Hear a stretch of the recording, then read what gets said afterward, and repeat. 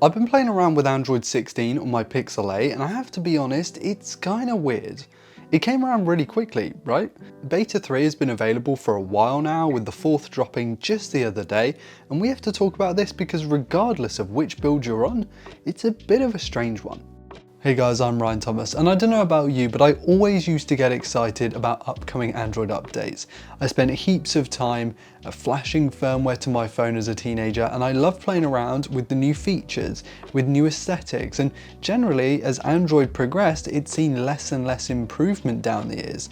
This is pretty normal, it's what happens when products mature. And as things get older, each change seems more iterative. Android is 17 years old at this point, and back when I was flashing new software, that was well over 10 years ago. Oh wow, that's really made me feel old. I don't think I like that. I quickly realized that from a front-end user perspective, really not that much has changed here. I mean, we have battery health for the first time, which is something I wish they'd implemented quite a bit sooner, as you know, the likes of iPhones and even some Samsung Galaxies have had that for a good while now. Though for some reason it doesn't work completely correctly on my Pixel 8. I mean, it's not that old, I guess. I've seen it working on other Pixel models and I'll throw that footage on the screen, but my Pixel 8 for some reason just will not read the battery health properly. I guess that's just part of being a beta tester. By the way guys, we're really trying to hit 500,000 subscribers, so if you wouldn't mind hitting that button, it'd mean the world to us. Cheers. Battery health as an update is fantastic for diagnosing problems and letting people or prospective buyers know if their battery in the phone that they're wanting to buy is any good. This is one of the key things you'll see in used iPhone listings if you ever look for one of those on eBay. It just gives you a better idea if the phone is going to hold up if it's 2, 3 or 4 years old. There's also this little animation on the start screen, which is a nice touch, but it doesn't really add anything beyond a bit of polish to the experience. And there is now a hint in the Easter egg at live notification updates, which could be super handy for, delivery notifications or if you order food. But by and large, there's really not heaps here to cry home about. And the thing is, this stagnation in software innovation in particular seems to coincide with Google offering longer software support now more than ever before. And it begs the question, is this stagnation making long-term software support easier to offer, since there are just fewer features and expected big changes to software these days? Like, Android 16 popped up way faster than Android 15 did, and Android 15 seemed to take forever to roll out.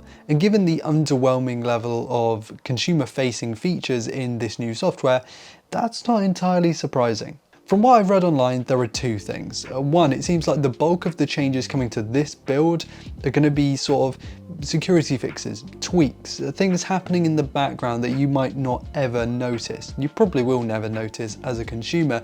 And the second is that Android 16 is being rolled out in a couple of different components, and that actually in a few months' time, when the next version rolls around, even though it will still be Android 16, we may expect actually more features. Perhaps to make sure that Android 16 comes out when the Pixel 10 comes out, not like last time where there was a bit of a delay and everyone seemed to write headlines about it. There was also this leak from Michelle Rahman that showed off a tweaked quick settings shade, something that would have made a bigger impact, I feel, if it had been in this version, and maybe that's one of the features coming with that second version of Android 16 coming down the line. And comparing this with the individual skins like ColorOS, One UI, HyperOS, it's obvious that the individual third-party software, once again, makes more difference than the actual Android version. And I guess this is where the elephant in the room really makes itself known. The video I made a few months ago on how Android versions don't really matter anymore. I actually made that video around the time of Android 15's release, and yeah, it still holds up for Android 16. One UI 7 is the very best software skin in my opinion, currently running atop Android 15. It looks fantastic, it matches the aesthetic of the hardware, it's chock full of features, even if the AI is a little bit gimmicky at this point. But even with One UI being the best, it's been a complete nightmare to get that update to S24 series devices. S24 flagship level devices that cost flagship level money. There's been a delay due to a massive bug where unlocking phones has seemingly been basically impossible, so a pretty big bug to try and iron out, and who knows how long that will set back that update.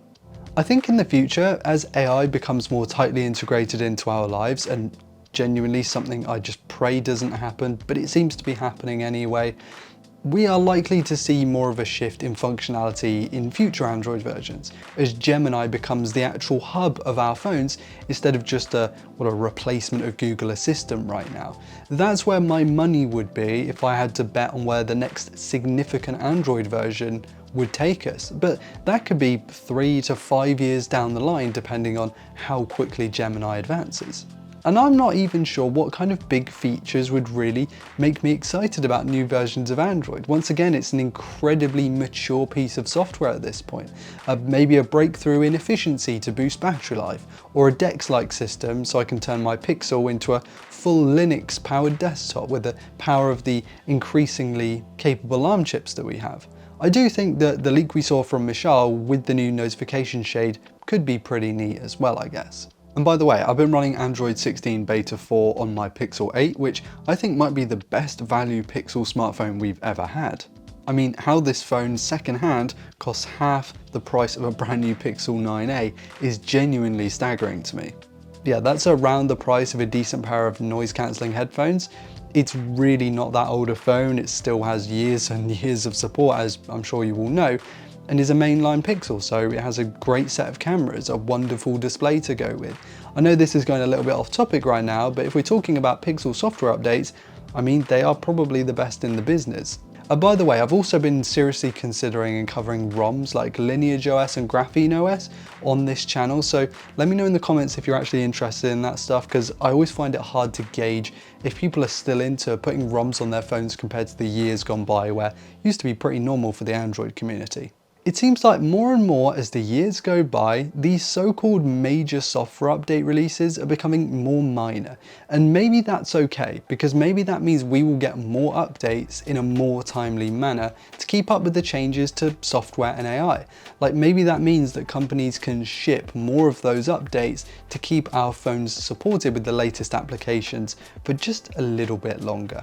I don't know what I was expecting with Android 16, honestly. Maybe just a bit more than what I would otherwise consider maybe a patch bump. Battery health is pretty cool and honestly helps the secondhand market. As someone who uses eBay a lot, I like that change. But otherwise, Android 16 is a thoroughly underwhelming update. And given we didn't have to wait a long time for it, a bit of a strange one as well. Guys, Android fans, software gurus, let me know in the comments what you thought of this video and Android 16 in particular. I'm no developer, but perhaps there's more than I'm making out. I don't really know. I just don't see it. Android has matured to such a point where I'm not sure if we'll ever see another massive growth to Android aside from that AI thing I talked about earlier. Oh, am I jaded? I don't really know. And also, please do let me know on that ROM question, because I think that could be really interesting to cover. And whilst you're down there in the comments, be sure to hit like if you enjoyed today's content and subscribe to never miss another upload. Thank you all so much for watching.